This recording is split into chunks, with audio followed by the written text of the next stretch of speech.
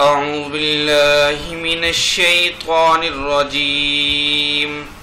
بسم الله الرحمن الرحيم. لا يؤاخذكم الله باللغو في أيمانكم ولكن يؤاخذكم بما كسبت قلوبكم والله غفور حليم. للذين يؤلون من نسائهم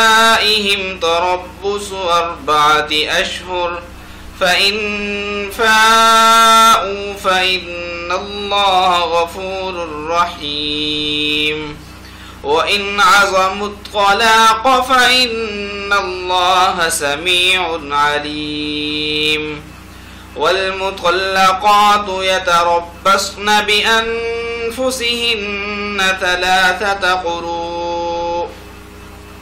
ولا يحل لهن أن يكتمن ما خلق الله في أرحامهن إن كن يؤمن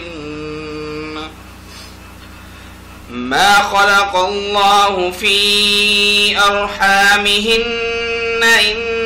كن يؤمن بالله واليوم الآخر وبعولتهن أحق بردهن في ذلك إن أرادوا إصلاحا ولهن مثل الذي عليهن بالمعروف وللرجال عليهن درجة والله عزيز حكيم. الطلاق 2 مرتان فإمساك بمعروف أو تسريح بإحسان. ولا يحل لكم أن تأخذوا مما آتيتموهن شيئا إلا أن يخافا ألا يقيما حدود الله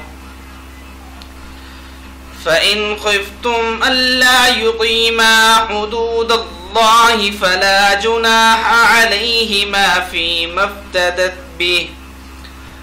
تلك حدود الله فلا تعتدوها ومن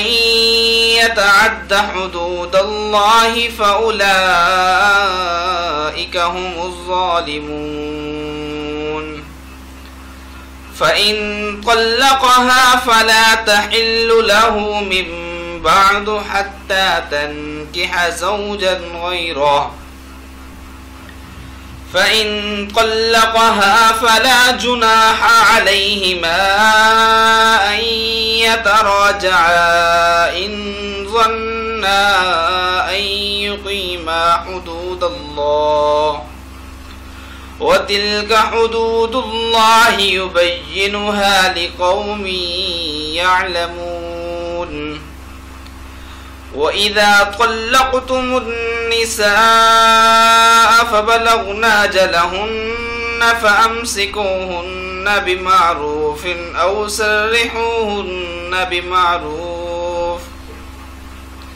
ولا تمسكوهن ضرارا لتعتدوا ومن يفعل ذلك فقد ظلم نفسه. ولا تتخذوا آيات الله هزوا واذكروا نعمة الله عليكم وما أنزل عليكم من الكتاب والحكمة يعظكم به واتقوا الله واعلموا أن الله بكل شيء عليم. وإذا طلقتم النساء فبلغن أجلهن فلا تعضلوهن أن ينكحن أزواجهن إذا تراضوا بينهم بالمعروف ذلك يوعظ به من كان منكم يؤمن بالله واليوم الآخر ذلكم أزكى لكم وأطهر والله يعلم وأنتم لا تعلمون. والوالدات يرضعن أولادهن حولين كاملين لمن أراد أن يتم الرضاعة وعلى المولود له رزقهن وكسوتهن بالمعروف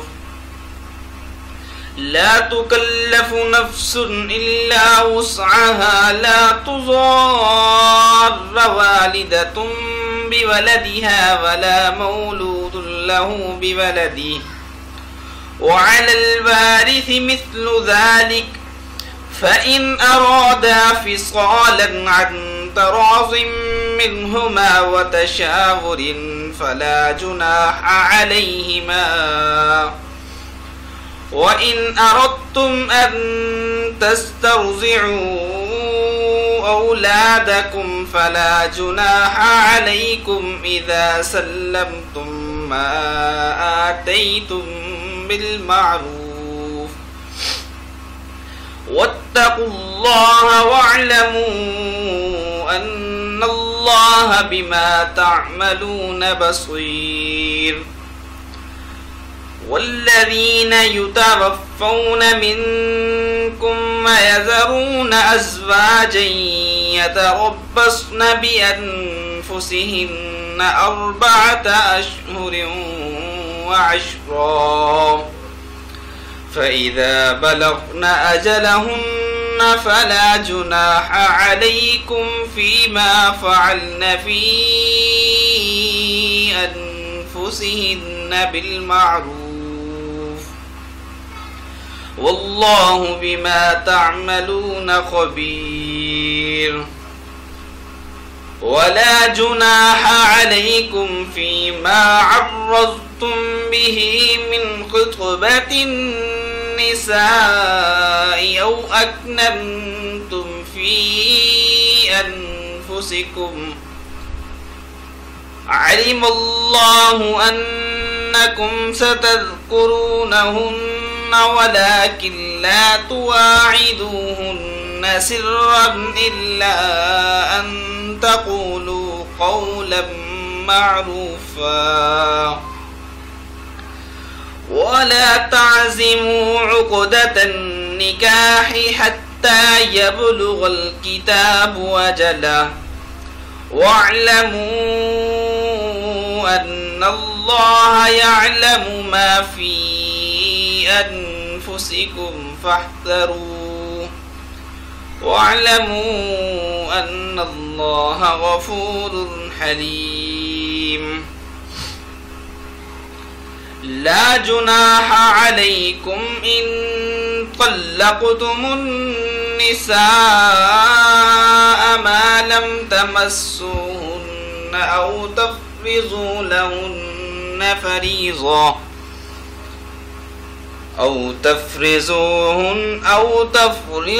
لهن فريضة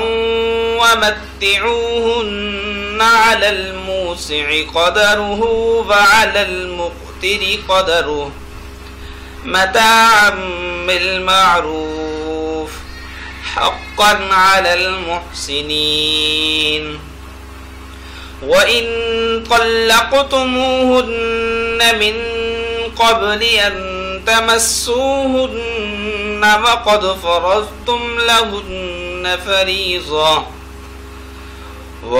فرضتم لهن فريضة فنصف ما فرضتم إلا أن يعفون أو يعفو الذي بيده عقدة النكاح وأن تعفوا أقرب للتقوى ولا تنسوا الفضل بينكم إن الله بما تعملون بصير حافظوا على الصلوات والصلاة الوسطى وقوموا لله قانتين فإن خفتم فرجالا أو ركبانا فإذا أمنتم فاذكروا الله كما علمكم ما لم تكونوا تعلمون والذين يتوفون منكم ويذرون أزواجا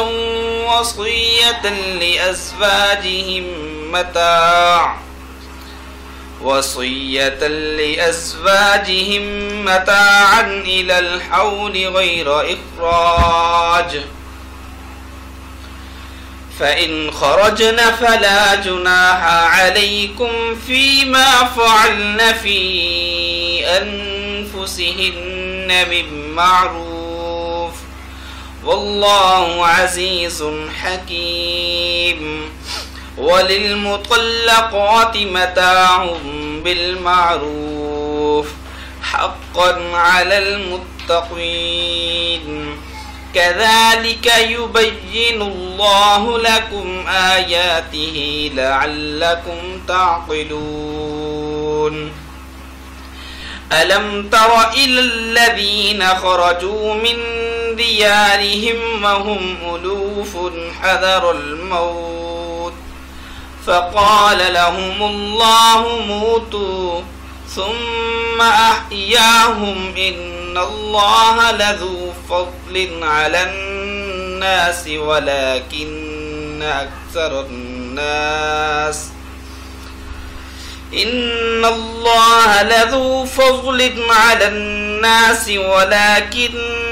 أكثر الناس لا يشكرون وقاتلوا في سبيل الله واعلموا أن الله سميع عليم من ذا الذي يقرض الله قرضا حسنا فيضاعفه له أضعافا كثيرة والله يقبض ويبسط وإليه ترجعون ألم تر إلى الملأ من بني إسرائيل من بعد موسى إذ قالوا لنبي له مبعث لنا ملكا نقاتل في سبيل الله قال هل عسيتم إن كتب عليكم القتال ألا تقاتلوا قالوا وما لنا ألا نقاتل في سبيل الله وقد أخرجنا من ديارنا وأبنائنا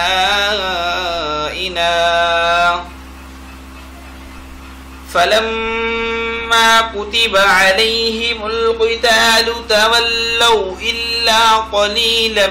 منهم والله عليم بالظالمين وقال لهم نبيهم إن الله قد بعث لكم طالوت ملكا قالوا أنى يكون له الملك علينا ونحن أحق بالملك منه ولم يؤت سعة من المال قال إن الله اصطفاه عليكم وزاده بسطة في العلم والجسم والله يؤتي ملكه من يشاء والله واسع عليم وقال لهم نبيهم إن آية ملكه أن يأتيكم التابوت فيه سكينة من ربكم فيه سكينة من ربكم وبقية مما ترك آل موسى وآل هارون تحمله الملائكة إن في ذلك لآية لكم إن كنتم مؤمنين.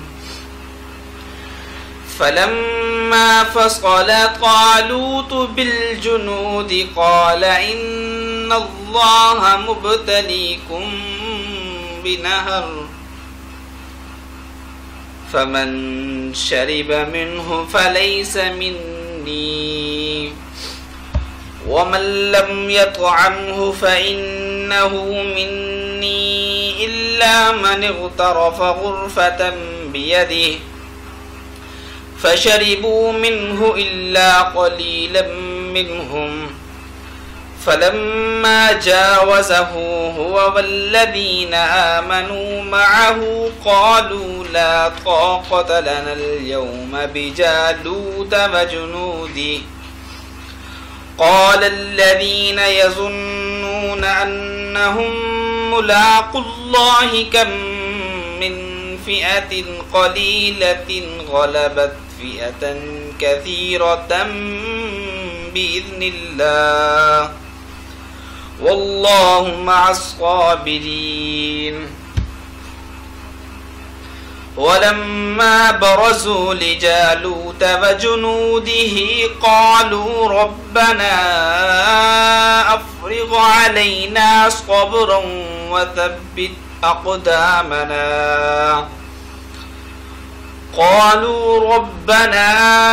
أفرغ علينا صبرا